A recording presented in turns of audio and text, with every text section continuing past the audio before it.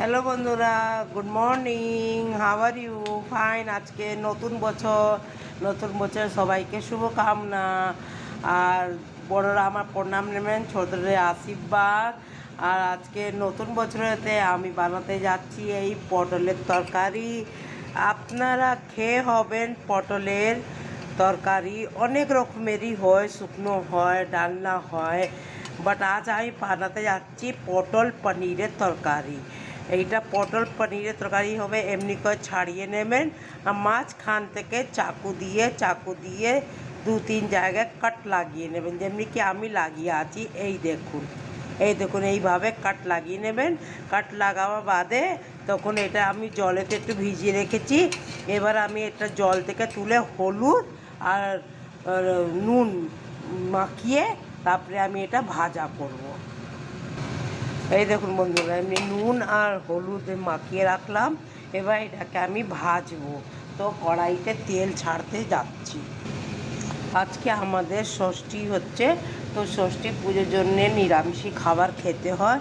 তো এটা নিরামিষই বানাবো, বাট এটাকে আমি ভাজতে যাচ্ছি। এর সাথে আপনি রুটি পরোটা খেতে পারেন, বা লুচিও খেতে পারেন, বা এমনি কোনো সময় যদি আপনারা বানাবেন তো ভাতের সাথেও খেতে পারবেন। এটা মাখো মাখো রান্না হবে। আর এই দেখুন বন্ধুরা, এটা আমি এমনি করে ভাজছি।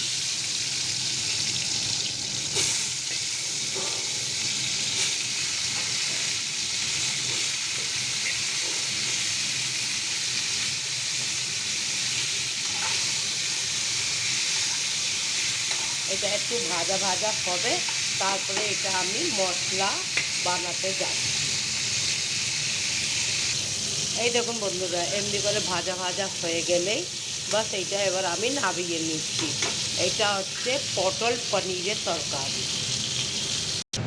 এই দেখুন বন্ধুরা, যে পটলগুলো আমি ভেজে নামিয়ে নিয়েছি, তারপরে এই গোটা কিছু গরম মশলা আছে।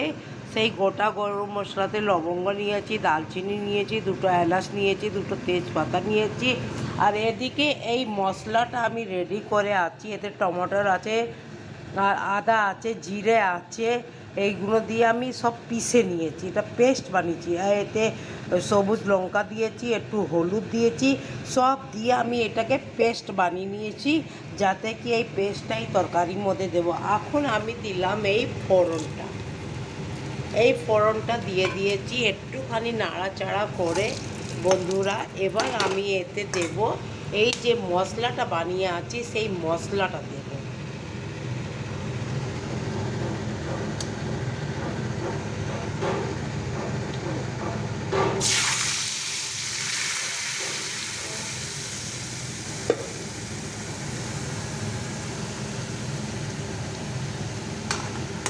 এই দেখুন বন্ধুরা, এই মশলাটা দিয়ে এটা একটু আমি ভাজা ভাজা করছি। এই দেখুন,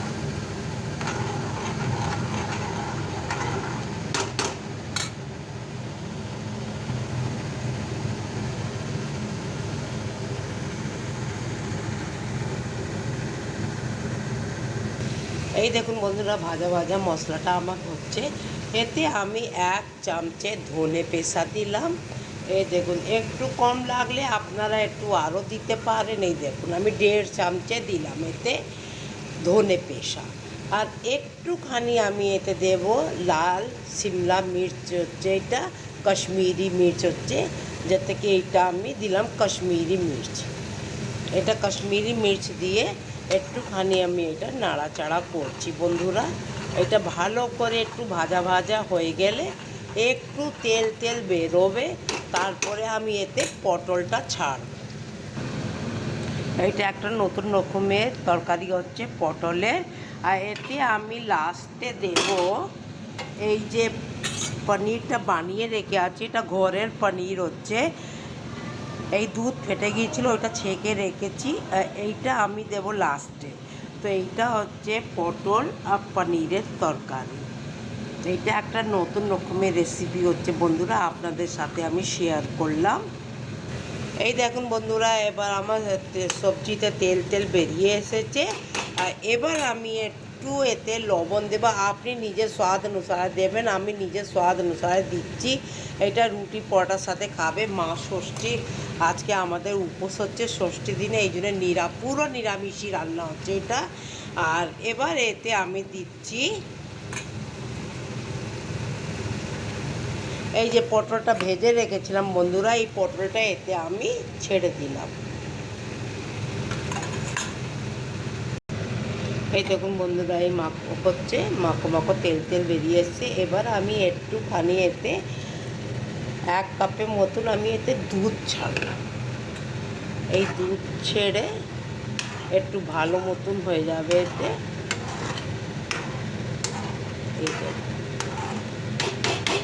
একটু এটা গলবে। এই দেখুন বন্ধুরা, এটা গাঢ় গাঢ় হয়েছে। এবার এই যে পনিরটা বানিয়ে রেখেছিলাম বাড়িতে, এই পনিরটা আমি এতে দিয়ে দিচ্ছি।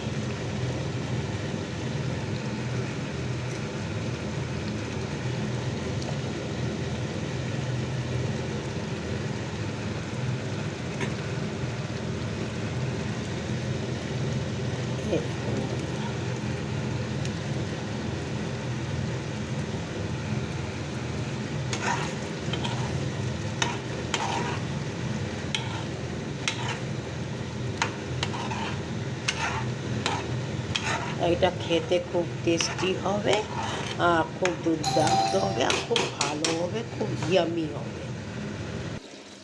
এই দেখুন বন্ধুরা, এই তরকারিটা কমপ্লিট হয়ে গেছে। এই দেখুন ভাজা ভাজা হয়ে গেছে। এইটা আপনি রুটি পরোটার সাথেও খেতে পারবেন বা ভাতের সাথেও, কিন্তু আজকে ষষ্ঠী হচ্ছে তো আমাদের উপোস আছে, তাই জন্য আমি এইটা নিরামিষই রান্না করলাম। আর পরোটার সাথে খাওয়া যাবে আজকে, বউরাও খাবে, আমরাও খাবো, সবাই বাচ্চারা খাবে, সবাই খাবে। এটা এই জন্য মাখো মাখো করে নিলাম। এই দেখুন বন্ধুরা, এটা মাখো মাখো হয়ে গেছে। এটা খুবই টেস্টি, খুবই ভালো একটা নিরামিষই রান্না, আপনাদের সবার সাথে আমি শেয়ার করলাম।